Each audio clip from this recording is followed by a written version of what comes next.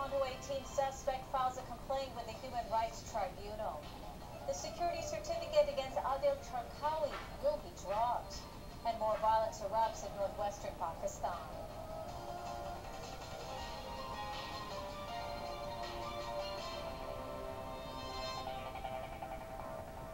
Hello and welcome to OMNI News South Asian Edition. I'm Angie Sapp.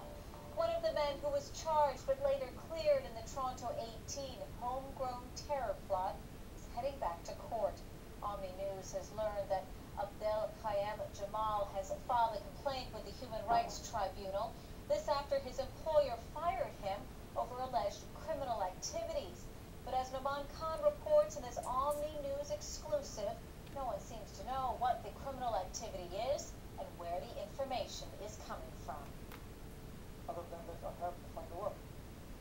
Abdul Qayyum Jamal should be driving a school bus at this time of the year. Instead, he's unemployed and says he doesn't understand why. When you don't have any need of money, I look like I'm becoming better. Soon, I'm not going to be able to pay my rent. Okay, so I have to find out where I'm going to be. You know, it's depressed. And sometimes I get angry for things, and I sleep problem. Always I'm worried. Jamal says he received a letter from his employer last month that the company would not be hiring him this school year due to alleged involvement in criminal activities. A spokesperson from the company's corporate headquarters in Cincinnati, Ohio, confirmed Jamal's services have been terminated. I think it's fair to say that our drivers are responsible for safe and secure transportation of children, and we've got a duty of trust to those parents of those children, and if at any stage we have anyone who we consider does not meet the high standards, then we have no hesitation in terminating them or not employing them in the first place. Jamal was arrested and charged as part of the Toronto 18 homegrown terror plot, but later cleared and freed by the courts. He's maintained his innocence throughout. Jamal's lawyer has filed a complaint with the Ontario Human Rights Commission alleging discrimination. Anser Farooq says he's not only seeking compensation, but also disclosure of the evidence the company based its decision on. What has happened to him today is an ongoing effect of the charges that were initially laid on him, and took almost 2 some years for the now ultimately come to the conclusion that he should never have been charged with dismissal and bomb allegation. So he's suffering consequences as a result of those charges.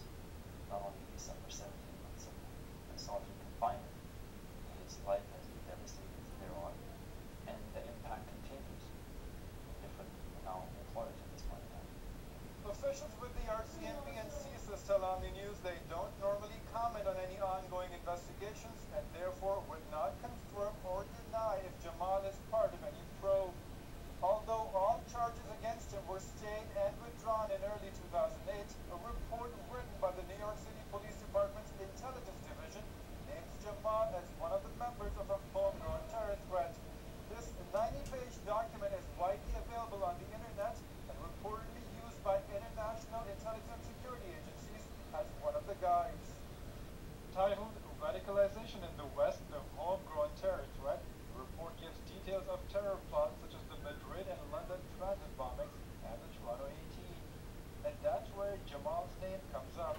He is defined as, quote, a spiritual sanctioner to some of the accused and someone who influenced and politicized youth at a Mississauga mosque.